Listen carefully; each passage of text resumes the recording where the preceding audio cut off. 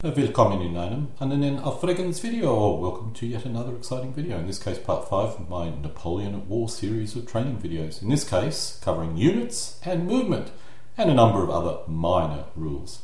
Napoleon at War is a series of board games published by SPI back in the 1970s. This video is concerning a figure game version of the board game rules. Originally, I thought the game system, that is Napoleon at War by SPI, was so simple no training videos were required. But as I've been forced to add a figure gaming flavour to the rules in order to keep my Napoleonic figure gaming comrades happy, I now feel it may be useful to provide some basic training videos on those changes. This is based on version 2.2, and while there is no game system changed from version 1, which is effectively the board game, a lot of the figure gaming bling and clarifications have been added in between version 1 and version 2.2.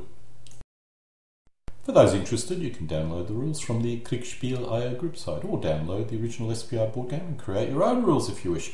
Based on the playtesting, the rules are up to version 2.2, and the changes, as I've indicated earlier, really only consist of clarifications to the existing rules, specifically how to retreat after combat and advance after combat, a lot of typo corrections, rewriting the original rules, and of course adding lots of figure gaming bling.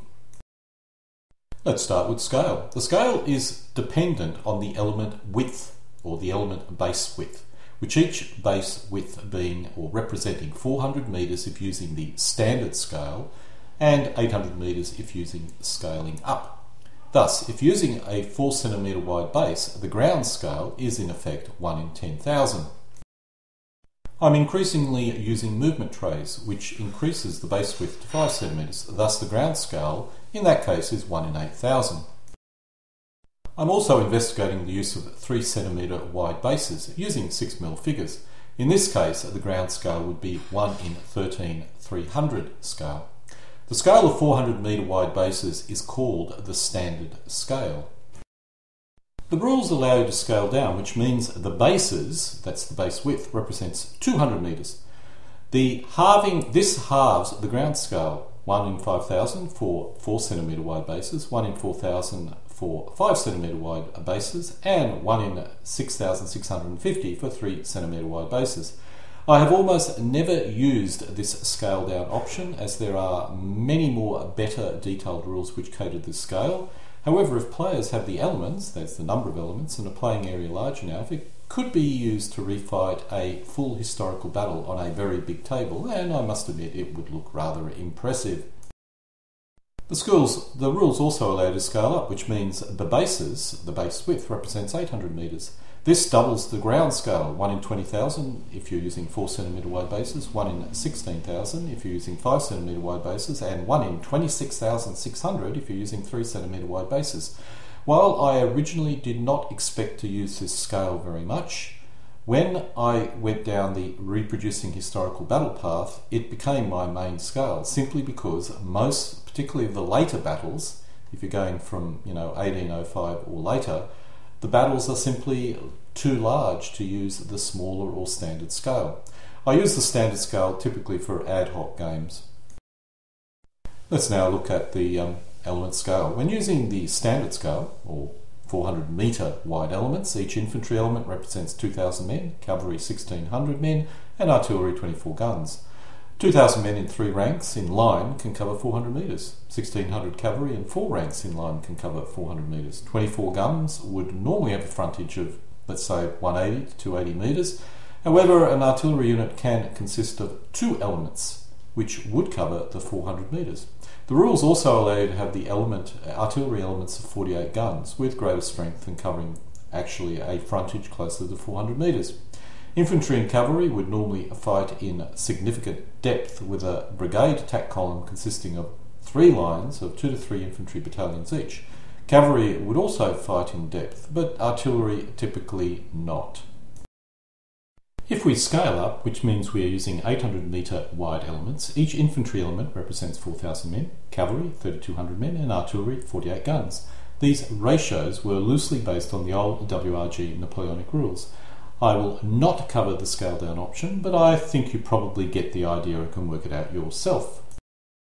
Now we'll cover the game turn length. Standard scale uses 90-minute game turns. Scale down version uses 60-minute game turns, and the scale up uses 120-minute game turns.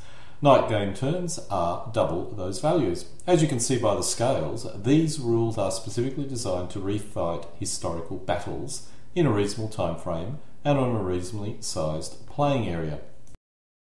Now we come to the almighty and rather important basing. The rules are element based and has no fixed basing size. As long as all the elements use the same basing, then you can play with the rules. I currently use standard 4cm wide bases using movement trays. This shows a unit of 3 infantry elements. The elements are 4 cm wide and 2 cm deep. The depth is designed to accommodate the length of the guns, and I think it looks a lot better. Most players will probably have a thinner base, which means it's probably 1.5 cm deep. I use movement trays purely for ease of play. It does affect, that is, using movement trays, it does affect the ground scale, and the game is not designed to use movement trays. And as a result, if you do not use movement trays, you do get a cleaner and easier game. However, movement trays do dramatically speed up play, and I'm beginning to use it more and more. In these rules, there is a lot of movement. This shows a cavalry unit of 2 elements. Elements are 4 cm wide and 3 cm deep. This is really a very standard element size for 15mm figures. This shows a number of artillery units, each with 2 elements. These elements are 3 cm deep, which is unusual for Napoleonic 15mm figures.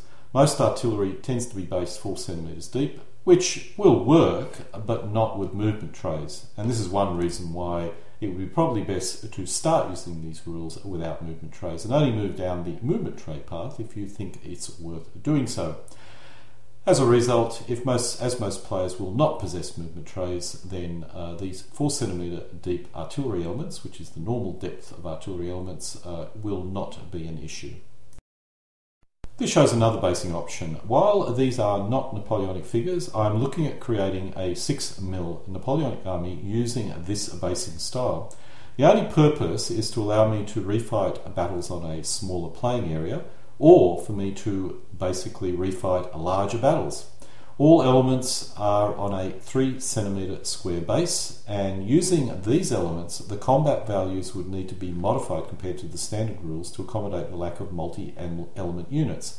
In simple terms, using these bases, it would resemble the original board game much closer than using 4 cm wide bases or using multi-element units. Putting the 6mm basing system to one side, because I actually haven't put in the additional rules necessary to accommodate it at the present moment, let's go back to 15mm figures. Now, as you can see here, units can range from 1 to 3 elements. The unit in the top left consists of 2 elements. It's probably suffered 1 casualty. The unit next to it is made up of 3 elements. This tends to be a full strength unit. Originally, when I created the system, I imagined both armies would have, mixes of 1, 2 and 3 element units. What tends to happen is everyone goes for the maximum size units. Look, it still works, but it's an interesting and unforeseen outcome of using this kind of system. Now, if you're not using movement trays, which would be probably in most cases, the units would look as you can see here. The elements within the red border is a 3-element unit. The owning player would need to indicate if this was not the case before any of the combat phases. So it's quite possible the owning player at the beginning of the combat phase will say that the first 2 elements is a unit and the element to the rear is another unit. But in most cases, you would assume that something like this would be a full unit. The red box on the left represents a 1-element unit.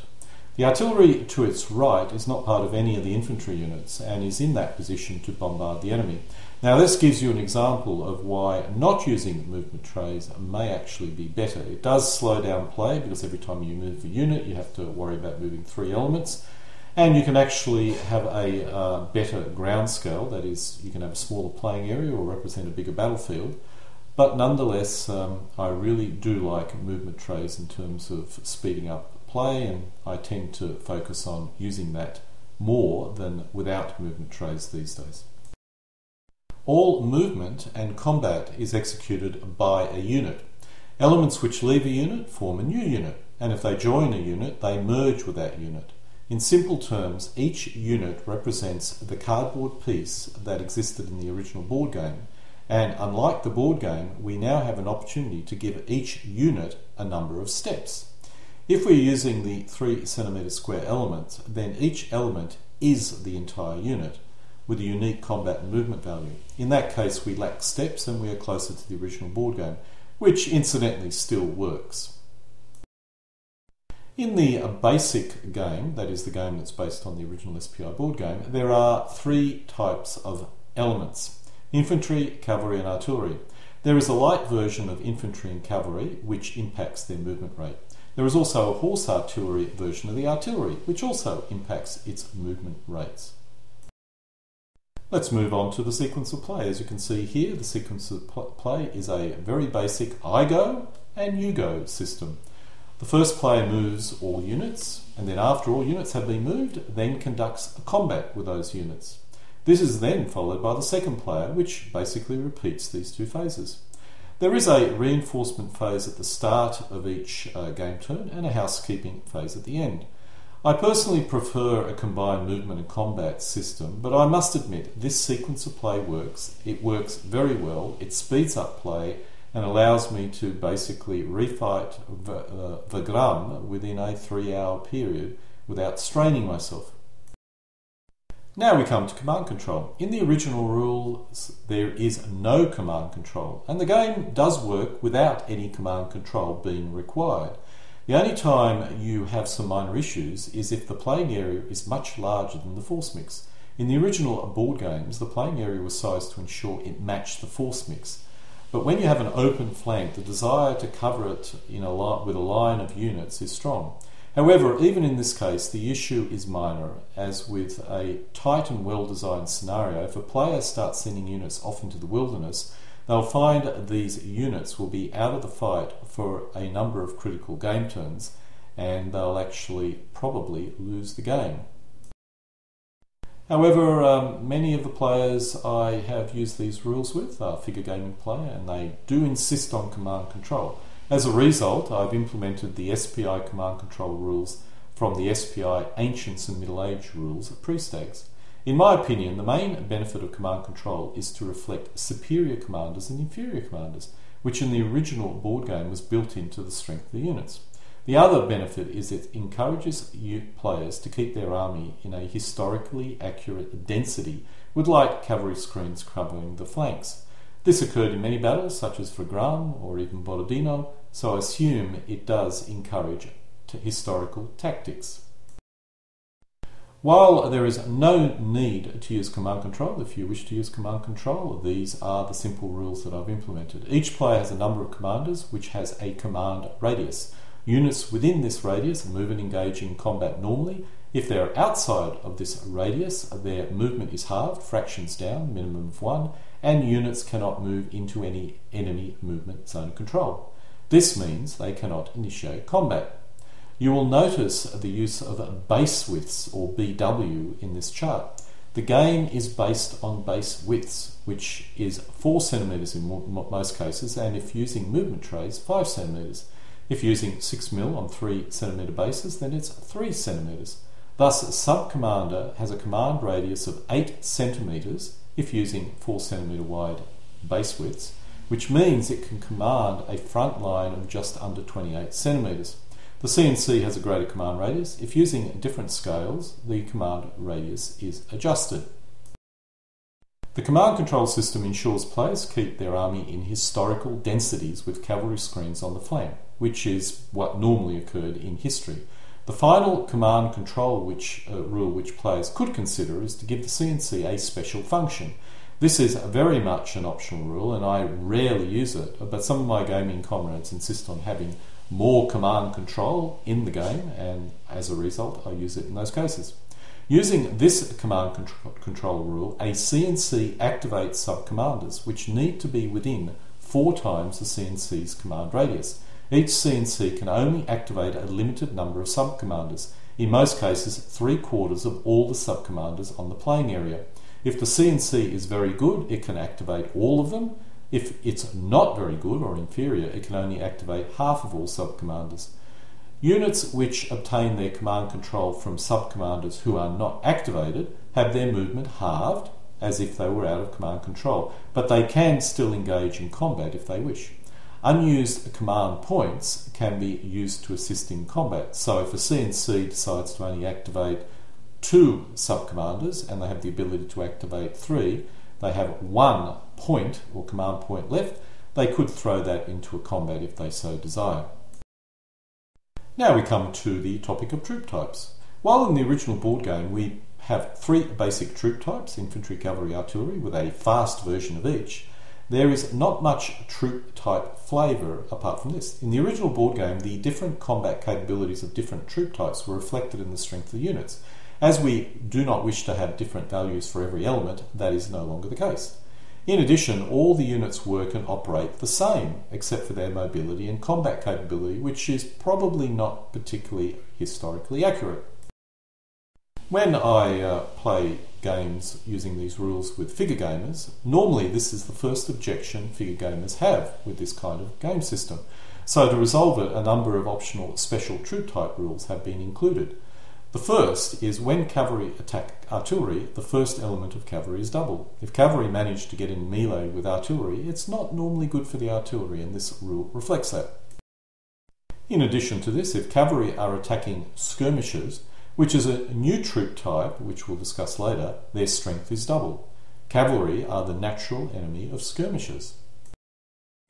In addition, cavalry can both retreat from combat or advance after combat 2 bases instead of 1. We'll be discussing in this more detail in the combat system. Now, this increases the mobility of cavalry, which is otherwise not very effective at attacking infantry. However, if they manage to successfully break through defenders, they could potentially advance further. And more importantly, if they're attacked by, let's say, overwhelming infantry forces, they can run away. In addition to being able to retreat 2 bases instead of 1, and thus avoiding needing to worry about attacking the enemy during their phase, cavalry can also, if being attacked by non-cavalry, can simply run away with no combat. This allows cavalry to access screens, specifically on the flanks.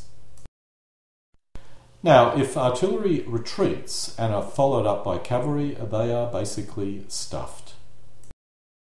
Now, I've added a new infantry type, the skirmisher. This does not represent the skirmishers which normally screen the line infantry and came from the line infantry formations.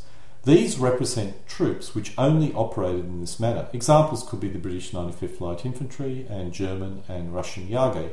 They also represent light infantry which have adopted a full skirmish formation, such as the French light infantry or Austrian Grenz. From experience, these are almost never used. The only time I've ever used them is in recreating frontier-style fighting in the Americas. These troop types are very useful in woods, but in a standard battle, woods were generally avoided as they disrupt the nice, neat formations the armies were supposed to adopt. However, for those who wish to field an army of Indian skirmish types in heavy woods in North America, then you can do so. None of these special rules are significant, and I often do not worry about using them at all, but figure gaming players do often require some troop type bling to keep them happy. Players can probably add their own special rules if they wish. As much as possible, when I have been forced to bend to the will of figure gamers, or pure figure gamers, I have attempted to minimise the gameplay impact of adding this bling. I must admit, in some cases, it does improve historical play, but as the original rules have successfully simulated 12 to 14 battles, I know that they're not required to give you a historically accurate game. There has been a useful side effect. By keeping the original rules as the standard rules, I will often use them when teaching new players the game system. It often just takes a game turn for new players to become familiar with play, and by the second game turn they are powering ahead under their own steam with the decisions normally taken by a CNC. Once they are comfortable, I will then add optional rules as required. This would also apply with experienced players, although they normally insist on using most if not all of the optional rules in the second game once they understand how the game system works. Now, the most significant optional rule change that I've implemented is to do with troop quality. French Old Guard need to have some specific capabilities, and all armies often formed heavy infantry formation, grenadiers for most armies, and guards for the French, which were kept in reserve and used for some main push. The original game reflects this by modifying the combat value of particular counters. That's no longer the case. The way it's reflected in these rules is you just have more elements, which tends to not be aesthetically appealing. In order to make the rules more aesthetically appealing, there is a simple troop quality system included, also optional. Troops are either superior, ordinary, or inferior. Each have a number of additional subclasses. The effect is attack or defense strength is either doubled or halved based on the troop quality a element possesses. The vast overwhelming number of an army, or troops in an army, probably 80% at least, are normally considered just ordinary, which have the same attack and defense strength of 1 SP that we're familiar with in the original game. A very small number of troops are superior, most of which are classed as elite. These troops have their attack strength doubled. These have superior motivation, equipment, or training. Veteran troops, which would be very low numbers, represent a special type of troops which have been engaged in very heavy defensive fighting and which won without massive losses and against all odds.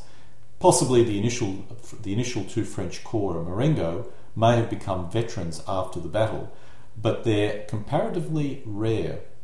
Now, this ability generally is lost over time and is very hard to determine. What is a veteran or not. I normally never use this troop type. These troops double defense strength. Now, to keep the French players happy, there is a special troop type, Guard, which is both elite and veteran. The French Old Guard would fit in this category, as would some of the Russian Guard. I doubt if you could allocate this to any other nationality, but in most games you would probably only get one element of this troop type. So it's really not common and not very important, and it keeps the French player in particular very happy, and probably even the Russian player. Now we'll come to the inferior troops. The basic inferior troop type is raw, which means they are either green, lack training, or are unwilling. These troops would normally defend well, but normally were not able to match the regulars in attack. As a result, they are halved in attack. The French did have a special troop type, green troops with enormous enthusiasm. These would perform very well in attack, but failed in defence or if things were not going very well. Thus, their defence strength is halved and their attack is normal.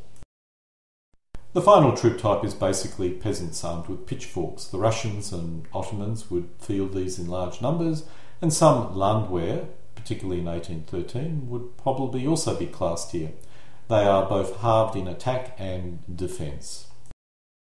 This combination of unique troop type characteristics and the addition of a simple troop quality system represents a simple method to give figure gamers what they want without bogging down the game with unnecessary rules. All this is optional, but I must admit I do use troop quality rules as they do not represent a serious impact to play. Now we finally get to the movement rules. Napoleon War movement is all based on multiples of base widths, with each element type having a specific movement allowance indicated in movement points. Each movement point allows that unit to travel one base width across clear terrain. This shows the movement allowance by troop type.